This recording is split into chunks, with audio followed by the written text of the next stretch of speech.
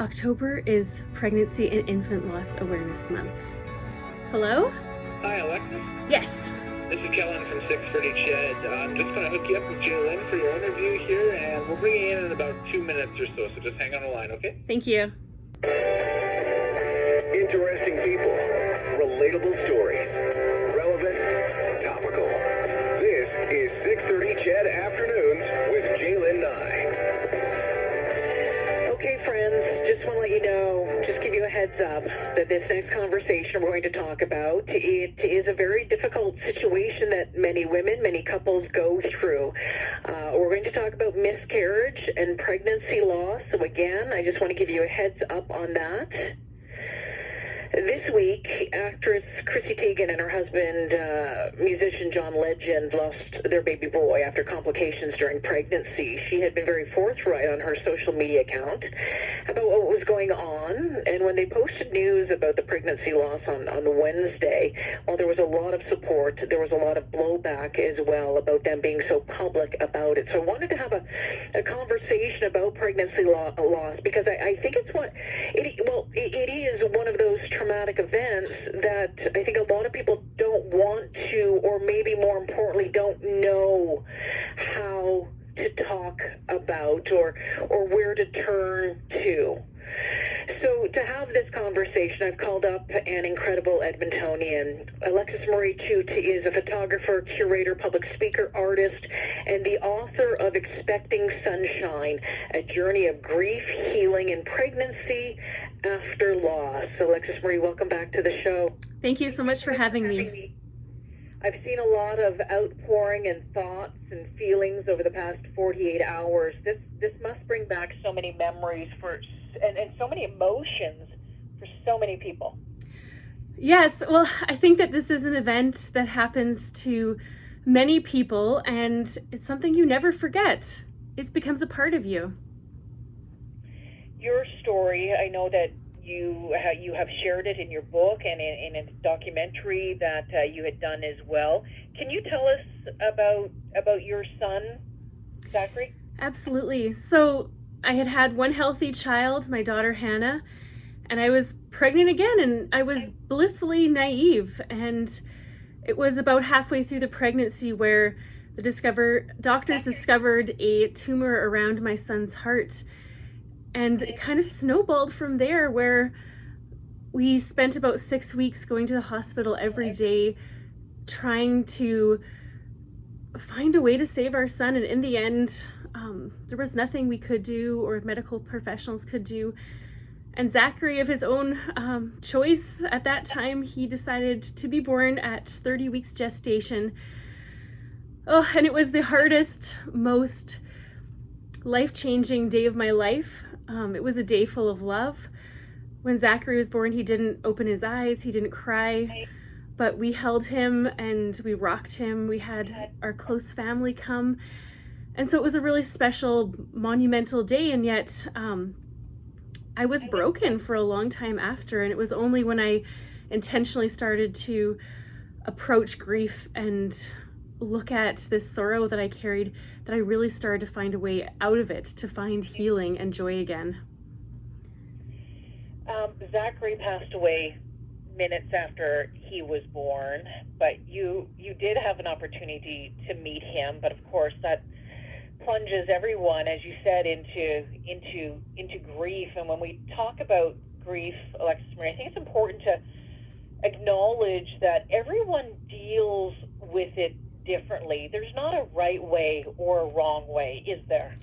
No, just like everyone has a different personality, grief comes at us in different ways, and we can never predict or expect that we will respond one way or the other. But the most important thing is to be graceful with ourselves, and I would hope that the communities around us will be able to show grace and support as well. It's so important. So Chrissy Teigen, for example, she has been under some fire for some of the pictures that she's posted on her social media accounts, and being so upfront about it. You have been upfront about your journey. What's your reaction to that blowback? It echoes to me that there are people out there who are uncomfortable with with death and loss, and maybe come from a worldview where these topics need to be addressed in private and be very like quiet. And for me, my experience with loss was that when I was holding it in and trying to be strong for everyone around me, I was dying inside. And it was when I opened up and was vulnerable with people in my life, even sharing on social media, I found such a wellspring of love and strength there. Actually, seeing Chrissy's photographs prompted me to go back and look at my own photographs I have from that time. And my first response in looking at pictures of Zachary and myself and my husband, I wish I had more photos. There's never going to be enough photos, enough memorabilia, keepsakes that I have from that time. So I would really encourage anyone who's facing this experience of loss that take as many photographs as you can, and to make handprints and make footprints, build scrapbooks. I even remember in the early days of my loss, I went to, I think it was Superstore, and they had lunch bags with the kids' names printed on it. And it was completely irrational, but I bought a lunch bag that said Zachary on it because I just felt that like the colors were red and vibrant, and he was always one to be like wiggling when he was inside of me. So I felt like I needed that. So I think collecting, whether it's pictures or whatever it might be, these are special keepsakes that really do help on the grief journey. At the end, you have to do what is right for you, and Exactly. I think that that's all that matters. We can't say, oh well, society doesn't want me to do this, so I'm not going to do it, or I'm not going to talk about it because other people don't know how to talk about it. I mean, you have to do what is right for you, because that is how we grieve, and that is how we learn, and then eventually how we move on. Alexis Marie, I think one of the things I've been seeing a lot in the past couple of days, I mean, the fact is, when it comes to miscarriage, for example, that many couples go through a miscarriage, and there's a lot of talk about that 12-week mark, keeping it all quiet until that point. But there's some who believe that by doing so, that if there is a loss, that you're limiting the potential amount of support and community that you could have there to guide your way through that. What are your thoughts on that?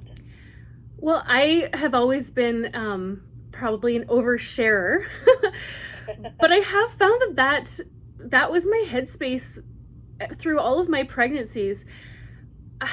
And I remember very vividly telling some of my girlfriends, oh yeah, I'm always going to share with you ladies as soon as I find out, because just in case. I had heard that pregnancies happen to people, and that, later losses and even early infant losses happen, but, you never think it's going to happen to you, and then it does, and your world is turned upside down. So I am so thankful I had my girlfriends and my community, my husband's community, and our families around us during that time. I don't know what I would have done without their support. So, when you talk about your friends and that community around you, again, I think one of the things that people have difficulty is we don't know how to talk about this. So when you found out that Zachary had the tumor, and you're telling your friends, and when he passed away, I mean, what should people do? What shouldn't people do? What is your advice on that front? I would say whatever people do not compare losses. Even though you might be well-intentioned, maybe you've lost a child yourself, maybe you've lost someone else who's really dear to you, it's never a great idea to compare losses. I feel like the base level of communication is just, I am so sorry for your loss. This is excruciating. I'm sorry you have to go through this. We will always remember with you this child that you've had. They are a part of your family. And I also think sometimes it's not words. I remember we had family and friends bring us dinner. They dropped dinner off in Tupperware on our doorstep for probably about 2 weeks. And we had about a dozen lasagnas. But I think that if we hadn't had that, I don't know, we probably would have ordered pizza every day. I had no energy or motivation to cook, and like our family supporting us in that really tactile, practical way made a huge difference. Friends dropped off food and flowers. I have a friend who baked a cake for Zachary's original due date. So there were so many practical things. My mom came and helped clean the house. Like I'm so grateful for those random acts of kindness during that time.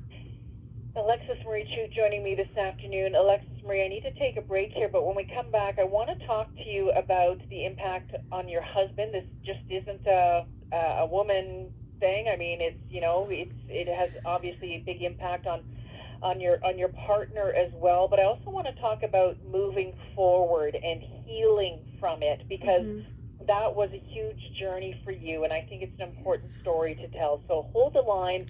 Alexis Marie, we'll continue our conversation with Alexis Marie Chute, the author of Expecting Sunshine, a journey of grief, healing, and pregnancy after loss. This is, you probably didn't know it, or you might, that October is Pregnancy and Infant Loss Awareness Month, and a timely and important conversation that will continue after this.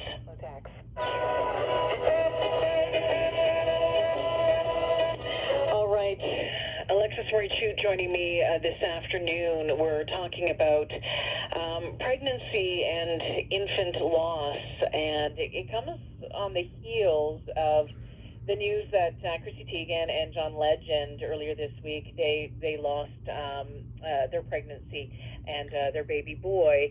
And it is Pregnancy and Infant Loss Awareness Month. Many people go through miscarriages and infant loss, and it is devastating, and it can be difficult to know how to keep moving forward. And certainly if you're on the outside of it all, it's difficult to know what to say and how to support. Alexis Marie Chute is the author of Expecting Sunshine, a journey of grief, healing, and pregnancy after loss. She has shared her story and continues to do so in the hopes of helping others, and I appreciate you so much joining us this afternoon. I'm curious to know, after Zachary's birth and after he passed away, as you continue to move forward,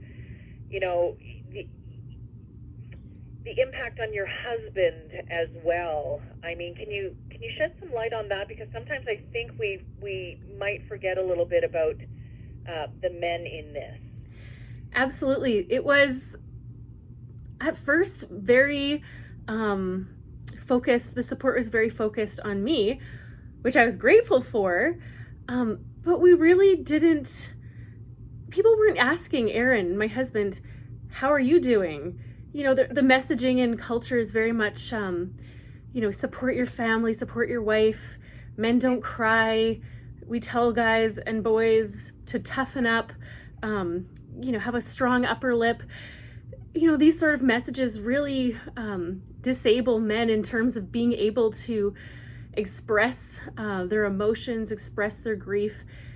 And it took a long time for me to really see and understand and appreciate my husband's way of mourning until I really sat down with him, because I felt that he wasn't grieving, but he wasn't showing it in the same way I was.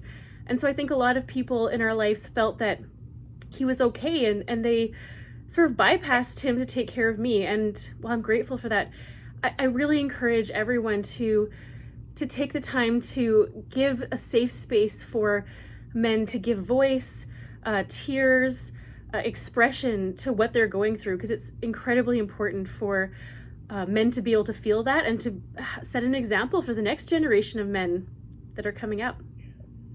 Obviously, the time after Zachary's death was a very difficult one for you and your family, but you found out you were pregnant again. I think they call it your rainbow baby. And how did that impact you? And I'm curious, because I'm guessing that in your mind you were just consumed with worry. I was worried. Was it difficult to celebrate that pregnancy? It was difficult, and it was in some ways a paralyzing fear, and in other ways I felt like I had a bit of a timeline to really focus on these feelings of grief that I didn't want to carry forward into the delivery room with my next baby. And so I really took that time of being pregnant to do self-care, to do art, to be creative and express myself, to reflect. And it was terrifying. I remember driving to my doctor's office during that pregnancy and asking for a Doppler. Like I just needed to hear my baby's heartbeat. I needed assurance that I was going to be okay. And I think until you give birth to that next child, it's almost like you're holding your breath. So it's a really a time where I think bereaved parents, they need more support than ever during that time, because not only they're grieving, but they're also terrified. So as family and friends, don't stop supporting when you find out that they're pregnant again. And before I let you go, you have said that obviously, death transforms us. What did you learn about yourself, the connection to your children, your husband, to your support network through all of this? And what do you urge people to do if they find themselves in this situation? I would urge people first and foremost to take it one day at a time. Loss transforms us, like you say. It can reveal our shortcomings, but it can also reveal how resilient we are. And I think that it's brought my family closer together than ever before. It's helped me realize personally that I can do anything I put my mind to, and also that death can never separate us. This month we'll be celebrating what would have been Zachary's 10th birthday.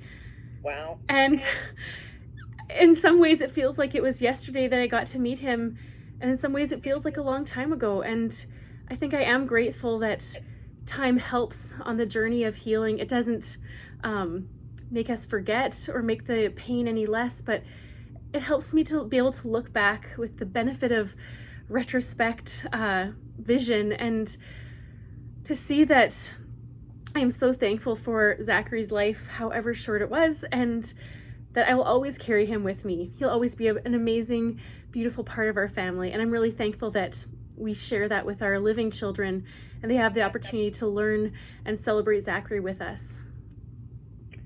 Alexis Marie, I appreciate your honesty and your willingness to talk about your story, your family story, and to offer some insight on how those of us on the sidelines can help when we find, unfortunately, a loved one, a friend, a neighbor, whatever, in a situation like this. Thank you so much for joining me this afternoon. My pleasure. Thank you for having me. Alexis Marie Chute, you can read her book. It's Expecting Sunshine.